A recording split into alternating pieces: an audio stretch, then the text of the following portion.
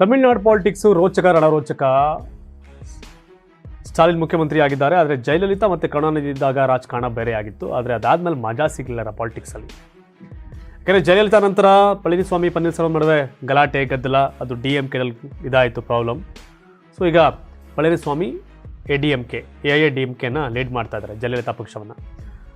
ಸ್ಟಾಲಿನ್ ತಮ್ಮ ತಂದೆಯ ಪಾರ್ಟಿಯನ್ನು ಲೀಡ್ ಮಾಡ್ತಾ ಇದ್ದಾರೆ, DMK ಪಾರ್ಟಿಯನ್ನು.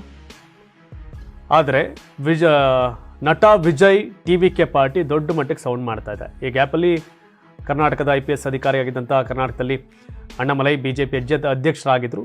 ಅವ್ರನ್ನ ADMK ಜೊತೆ ಮೈತ್ರಿ ಆಗೋ ಕಾರಣಕ್ಕೆ ಅಧ್ಯಕ್ಷ ಸ್ಥಾನದ ಕೆಳಗಡೆ ಇಳಿಸಿದ್ರು. ಈಗ ಅಣ್ಣಾಮಲೈ ಅವರು ಖಾಲಿ ಇದ್ದಾರೆ, ಇನ್ಯಾವುದೇ ರೀತಿ ಜವಾಬ್ದಾರಿ ಕೊಟ್ಟಿಲ್ಲ. ಖುಷ್ಬು BJP ಸೇರಿದ್ದಾರೆ, BJPಲಿ ತಮಿಳುನಾಡು BJP ಉಪಾಧ್ಯಕ್ಷ ಆಗಿದ್ದಾರೆ. ಈಗ ವಿಜಯ್ ಅವ್ರನ್ನ ಆಹ್ವಾನ ಕೊಡ್ತೀವಿ, ಬನ್ನಿ ನಮ್ಮ ಜೊತೆ ಕೈ ಜೋಡಿಸಿ DMKನ ಸೋಲ್ಸಕ್ಕೆ ಅಂತ.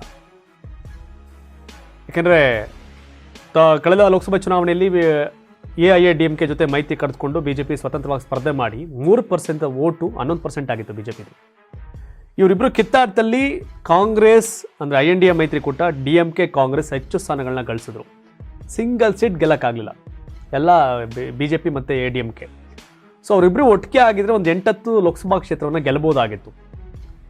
ಅಣ್ಣಾಮಲೆಯವರ ಹಠ DMK ಗೆಲ್ಲೋಂಗೆ ಮಾಡ್ತು ಅನ್ನೋದನ್ನ ಅವರ ವಿರೋಧಿಗಳು ಹೇಳಿ ಕೊನೆಗೆ ಅಮಿತ್ ಶಾ ಮುಂದೆ ಮೈತ್ರಿ ಮಾಡಿಕೊಂಡ್ರು ಹೋಗಿ AIADMK ಅವರು.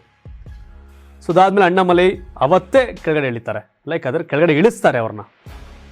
ಈಗ ಅವ್ರನ್ನ ರಾಷ್ಟ್ರೀಯ ಪ್ರಧಾನ ಕಾರ್ಯದರ್ಶಿ ಮಾಡ್ತೀವಿ ಅವು ಇವು ಅಂತ ಹೇಳ್ತಿದ್ದಾರೆ, ಇನ್ನೂ ಯಾವುದೇ ಜವಾಬ್ದಾರಿ ಕೊಟ್ಟಿಲ್ಲ. ಜೊತೆಗೆ ಅವ್ರು MLA ಎಲೆಕ್ಷನ್ ಕೂಡ ಕಂಟೆಸ್ಟ್ ಮಾಡಲ್ಲ ಅಂತ ಹೇಳಿದ್ದಾರೆ. ಈ ಗ್ಯಾಪಲ್ಲಿ ನಟ ವಿಜಯ್ TVK ಪಾರ್ಟಿ ಕಟ್ಟಿದ್ದಾರೆ, ದೊಡ್ಡ ಮಟ್ಟಿಗೆ ಅದು ಸೌಂಡ್ ಆಗ್ತಿದೆ. ನಾಟ್ ಓನ್ಲಿ TVK, ಅಲ್ಲಿ ಖುಷ್ಬು BJP ಲೀಡರ್. ಖುಷ್ಬು ಏನು ದೊಡ್ಡ ರಾಜಕಾರಣಿ ಅಲ್ಲ, ದೊಡ್ಡ ನಟಿ ಆಗಿದ್ರು, ಅದು ಬೇರೆ ಡೌಟ್ ಏನಿಲ್ಲ. ಸೊ ಈಗ ಅಲ್ಲಿ PMK NDA ಜೊತೆ ಇದೆ. PMK ಅನ್ಬುಮಣಿ ರಾಮದಾಸ್ ಜೊತೆಗೆ ADMK ಸೇರ್ಕೊಂಡಿದ್ದಾರೆ BJP ಜೊತೆ. ಆದರೆ ADMK ಅವ್ರು ಹೇಳ್ತಾರೆ ನಾವು ಅಧಿಕಾರಕ್ಕೆ ಬರ್ತೀವಿ, ಬಟ್ ಸರ್ಕಾರ ಮಾಡೋದು ಮಾತ್ರ ADMK, BJP ಇರಲ್ಲ ಅಂತ ಹೇಳ್ತಾರೆ. ವಿಚಿತ್ರವಾದ ಲೆಕ್ಕಾಚಾರ, ಯಾಕೆಂದರೆ ಬಿಕಾಸ್ ಆಫ್ ಅಣ್ಣಾಮಲೈ ಮೇಲಿನ ಸಿಟ್ಟು. ಇನ್ನೊಂದೇನು ಅಂದರೆ ಮುಂದಿನ ಚುನಾವಣೆಯಲ್ಲಿ ಈಗ TVK ದೊಡ್ಡ ಒಂದು ಲೆಕ್ಕಾಚಾರ ಮಾಡ್ತಾ ಇದ್ದಾರೆ. ಏನು, ನಾವು ಅಧಿಕಾರಕ್ಕೆ ಬರ್ತೀವಿ, DMK ಸೋಲಿಸ್ತೀವಿ ಅಂತ. DMK ಕಾಂಗ್ರೆಸ್ ಕಮ್ಯುನಿಸ್ಟ್ ಪಾರ್ಟಿ ಎಲ್ಲ ಒಂದು ಗುಂಪು, ADMK BJP PMK ಒಂದು ಗುಂಪು, TVK ವಿಜಯಕಾಂತಿ ಅವ್ರ ಪಾರ್ಟಿ ಸಪತ್ತಿದೆ, ವಿಜಯ್ ಅವ್ರ ಪಾರ್ಟಿ ಸಪ್ರೇಟ್ ಇದೆ. MDMK ಓಕೆ ಕೂಡ DMK ಜೊತೆ ಇದ್ದಾರೆ. DMDK ವಿಜಯಕಾಂತ್ ಅವ್ರದ್ದೊಂದು ಪಾರ್ಟಿ ಇದೆ, ಅದು BJP ಜೊತೆ NDAನಲ್ಲಿತ್ತು. ಸೊ ಮುಂದಿನ ಇನ್ನೂ ಏನು ಎತ್ತ ಅನ್ನೋದು ತೀರ್ಮಾನಗಳಾಗಲಿಲ್ಲ. ಸೊ ಈಗ ವಿಜಯ್ ಅವರ ಪಾರ್ಟಿ ಭಾಳಷ್ಟು ಇಂಪ್ಯಾಕ್ಟ್ ಮಾಡ್ತಾ ಇದೆ. ವಿಜಯ್ DMK ವಿರುದ್ಧ ನೇರವಾಗಿ ವಾಗ್ದಾಳಿ ಮಾಡ್ತಾ ಇದ್ದಾರೆ. BJP ಜೊತೆ ಸೇರಲ್ಲ ಅಂತ ಹೇಳ್ತಾ ಇದ್ದಾರೆ, ಯಾವುದೇ ಕಾರಣಕ್ಕೂ ನಾವು BJP ಜೊತೆ ಸೇರೋದಿಲ್ಲ ಅಂತ. ಆದರೆ BJP ಜೊತೆ ಸೇರಲ್ಲ ಅಂತ ವಿಜಯ್ ಹೇಳ್ತಾ ಇದ್ರು ಕೂಡ ಅವ್ರನ್ನ ಆಹ್ವಾನ ಕೊಡೋಕೆ ಮಾತ್ರ ನಿಲ್ಲಿಸಿಲ್ಲ BJP ಅವರು. ಅದ್ರಲ್ಲಿ ಖುಷ್ಬು ಈಗ ಆಹ್ವಾನವನ್ನು ಕೊಟ್ಟಿದ್ದಾರೆ, ಬನ್ನಿ ನಮ್ಮ ಜೊತೆ ಸೇರಿ ಅಂತ. ಬಟ್ ಇವರು ಸೇರಲ್ಲ. ಸೊ ಇದೆಲ್ಲದಕ್ಕಿಂತ ಹೆಚ್ಚಾಗಿ Tamil Nadu politics DMK versus AIADMK, ಇನ್ನು ಉಳಿದವರಲ್ಲ ಅವ್ರ ಜೊತೆ ಸೇರ್ಕೋತಾರೆ. ಆದರೆ ಕರುಣಾನಿಧಿ ಇಲ್ಲದ, ಜಯಲಲಿತಾ ಇಲ್ಲದ ಚುನಾವಣೆಗಳಿದೆಯಲ್ಲ, ಅಷ್ಟೊಂದು ರೋಚಕ ಇರಲಿಲ್ಲ. ಬಟ್ ನಟ ವಿಜಯ್ ಅವರ TVK ಪಾರ್ಟಿ ಕಟ್ಟಿದ ಮೇಲೆ, ಎಲೆಕ್ಷನ್ ಕಂಟೆಸ್ಟ್ ಮಾಡ್ತೀನಿ ಅನ್ನೋದ್ಮೇಲೆ ಭಾಳ ಅದ್ರ ಬಗ್ಗೆ ಒಲವು ಸೃಷ್ಟಿ ಆಗ್ತಾ ಇದೆ, ಭಾರಿ ಜನ ಸೇರ್ತಾ ಇದ್ದಾರೆ. ಈ ಕಮಲ್ ಹಾಸನ್ ಕೂಡ ಪಾರ್ಟಿ ಕಟ್ಟಿದ್ರು, ಏನು ವರ್ಕೌಟ್ ಆಗಲಿಲ್ಲ. ಆದರೆ ಅವ್ರನ್ನ ರಾಜ್ಯಸಭಾ ಮೆಂಬರ್ ಮಾಡಿದ್ರು DMK ಅವರು. ಸಣ್ಣ ಪುಟ್ಟ ವೋಟರ್ಸು ಕೂಡ ಎಲ್ಗಡೆ ಜೊತೆಗೆ ತಗೋತಾ ಇದ್ದಾರೆ ಅವ್ರನ್ನ. ವಿಜಯಕಾಂತ್ ಪಾರ್ಟಿ ಕಟ್ಟಿ 26 MLA ಗೆದ್ದಿದ್ರು ಆಗ DMDK. MDMK ವೈಕೋ ಅವರು ಕೂಡ NDA ಜೊತೆ ಇದ್ರು, ಮತ್ತೀಗ ಅವರು INDA ಜೊತೆ ಇದ್ದಾರೆ ವೈಕೋ. ಸೊ ಇಲ್ಲಿ ವಿಜಯಕಾಂತ್ ಅವ್ರ ಪಾರ್ಟಿ ಎಷ್ಟು ಮಟ್ಟಿಗೆ ಇಂಪ್ಯಾಕ್ಟ್ ಮಾಡುತ್ತೆ ಅನ್ನೋದು ಭಾಳಷ್ಟು ಕುತೂಹಲವನ್ನು ಉಂಟು ಮಾಡಿದೆ. ಬಟ್ ವಿಜಯ್ ಅವ್ರನ್ನ ನಟ ವಿಜಯ್ ಅವ್ರನ್ನ TVK ಪಾರ್ಟಿನ BJP ಜೊತೆ ಕರೀತಿದ್ದಾರೆ, ಹೋಗೋದಿಲ್ಲ, ಅದ್ರಲ್ಲಿ ಕ್ಲಾರಿಟಿ ಇದೆ. ಆದರೆ ವಿಜಯ್ ಅವರು ಮತ ಸೆಳೆಯೋದೆ DMK ಮತಗಳನ್ನ. DMK ವಿರುದ್ಧದ ಕೂಟ ಯಾವುದು ADMK ಮತ್ತು BJP ಇದೆಯಲ್ಲ, ವಿಜಯ್ ಅವ್ರೇನಾರ ಮತಗಳನ್ನ ಸೆಳೆದ್ರೆ ಒಂದಂತಕ್ಕೆ ಅದು BJP ADMKಗೆ ಲಾಭ ಆಗುತ್ತೆ ಅಂತ ಕೆಲವರು ಹೇಳ್ತಾರೆ. ಕೆಲವರು ಹೇಗಿದ್ರು ಕೂಡ DMK ವಿರೋಧಿ ಮತಗಳು ಸ್ಪ್ಲಿಟ್ ಆಗಿಬಿಟ್ರೆ ಮತ್ತೆ DMKಗೆ ಅನುಕೂಲ ಆಗ್ಬೋದು ಅಂತ ಹೇಳ್ತಾರೆ. ಹೀಗಾಗಿ BJPಗರು ಬರಲಿ ಅಂತ ಕರೀತಿದ್ದಾರೆ.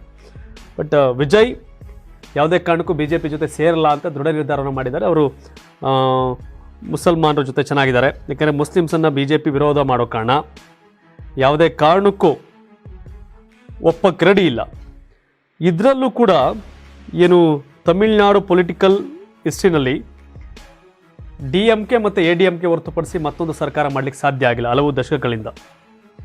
ಸೊ ಹಾಗಾಗಿ ಪೊಲಿಟಿಕಲ್ ಪಾರ್ಟಿ ವಿಷಯಕ್ಕೆ ಬಂದಾಗ ಈಗ ಏನು DMK, ADMK, Congress, BJP, CPM, VCK, ವಿದ್ಯುತ್ತಲೈ VCK ಅನ್ನೋ ಪಾರ್ಟಿ ಅದು ಕೂಡ MP ಗಳಿದೆ, PMK ಇದ್ದಾರೆ, KMK ಇದೆ, DMDK ಇದೆ, TMC ಇದೆ, NTK ಇದೆ, ನಾಮ್ ತಮಿಳರ್ ಕಚ್ಚಿ ಇದು ಕೂಡ ಭಾಳ ಸ್ಟ್ರಾಂಗ್ ಪಾರ್ಟಿ.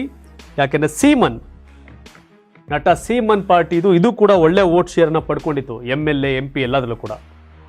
ಸೀಮನ್ ಪಾರ್ಟಿ ಈ ಪಾರ್ಟಿ ಕೂಡ NTK, DMKನೂ ಕೂಡ ವಿರೋಧ ಮಾಡುತ್ತೆ, ADMK ಕೂಡ ವಿರೋಧ ಮಾಡುತ್ತೆ. ಸೊ ಸೀಮನ್ ತನ್ನದೇ ಆದಂಥ ಹೋಲ್ಡನ್ನು ಕೆಲವು ಭಾಗಗಳಲ್ಲಿ ಹೊಂದಿದ್ದಾರೆ. ಹಾಗಾಗಿ ADMK, DMK ಮೈತ್ರಿಕೂಟವನ್ನು ಹೊರತುಪಡಿಸಿದ್ರೆ ಸೀಮನ್ ಪಾರ್ಟಿ ಹೆಚ್ಚು ಮತಗಳನ್ನ ಗಳಿಸುತ್ತೆ. ಆದರೆ ಈ ಬಾರಿ ವಿಜಯ್ ಅವ್ರ ಪಾರ್ಟಿ TVK ಬಂದಿರೋ ಕಾರಣ TVK 3ನೇ ಪ್ಲೇಸಲ್ಲಿರೋ ಸಾಧ್ಯತೆ ಇದೆ. ಆದರೆ ಮತಗಳಿಕೆ ನಾಮ್ ತಮಿಳರ್ ಕಚ್ಚಿಗಿಂತ ಹೆಚ್ಚು ಮತಗಳನ್ನ ಗಳಿಸೋ ಸಾಧ್ಯತೆ ಇದೆ ಯಾವುದು ವಿಜಯ್ ಅವ್ರ ಪಾರ್ಟಿ. ಹಾಗಾಗಿ ತಮಿಳುನಾಡು ಬಹಳ ರಣರೋಚಕ ಚುನಾವಣೆಗೆ ಸಾಕ್ಷಿ ಆಗ್ತಾ ಇದೆ. 234 ವಿಧಾನಸಭಾ ಕ್ಷೇತ್ರ ಬರುತ್ತೆ. ಯಾವುದೇ ಕಾರಣಕ್ಕೂ DMK ಅಧಿಕಾರಕ್ಕೆ ಬರಬಾರ್ದು, ತಡಿಬೇಕು ಅನ್ನೋದು BJP ಅವ್ರದ್ದು, ADMK ಅವ್ರದ್ದು ಉದ್ದೇಶ. ಹಾಗಾಗಿ ವಿಜಯ್ ಅವ್ರನ್ನ ಕರೀತಾ ಇದ್ದಾರೆ. ವಿಜಯ್ ಹೆಚ್ಚು ಮತಗಳನ್ನ ಪಡೆದುಬಿಟ್ರೆ ಕಷ್ಟ ಆಗತ್ತೆ ಅನ್ನೋದು ಲೆಕ್ಕಾಚಾರ. ಮತ್ತೆ DMK ಅಧಿಕಾರಕ್ಕೆ ಬಂದ್ಬಿಡುತ್ತೆ ನಮ್ಮ ಕಿತ್ತಾಡ್ತಲ್ಲಿ ಅಂತ.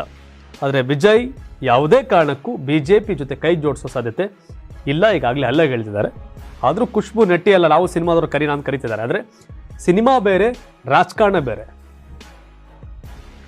ಸಿನಿಮಾಗೂ ರಾಜಕಾರಣಕ್ಕೂ ಭಾಳ ವ್ಯತ್ಯಾಸ ಇದೆ, ಅಜಗಜಾಂತರ ವ್ಯತ್ಯಾಸ ಇದೆ. ಸೊ ಹಾಗಾಗಿ ಖುಷ್ಬು ಕರಿತಿದ್ದಾರೆ ಅಂತ ಕಾರಣಕ್ಕೆ ನರೇಂದ್ರ ಮೋದಿ ಕರೆದ್ರು ಕೂಡ ವಿಜಯ್ BJP ಜೊತೆ ಕೈ ಜೋಡಿಸಲ್ಲ. ತಾವೇನು ಹೇಳ್ತೀರಿ ತಮಿಳುನಾಡು ಪಾಲಿಟಿಕ್ಸ್ ಬಗ್ಗೆ? ಯಾರು ಅಧಿಕಾರಕ್ಕೆ ಬರ್ತಾರೆ ನಿಮ್ಮ ನಾಲೆಡ್ಜ್ ಪ್ರಕಾರ? DMK ಸ್ಟಾಲಿನ್ ಅವ್ರ ಪಾರ್ಟಿ ಬರಬೇಕಾ ಅಥವಾ BJP, ADMK ಮೈತ್ರಿಕೂಟ ಬರಬೇಕಾ? ಕಾಮೆಂಟ್ ಮಾಡಿ. ಧನ್ಯವಾದ.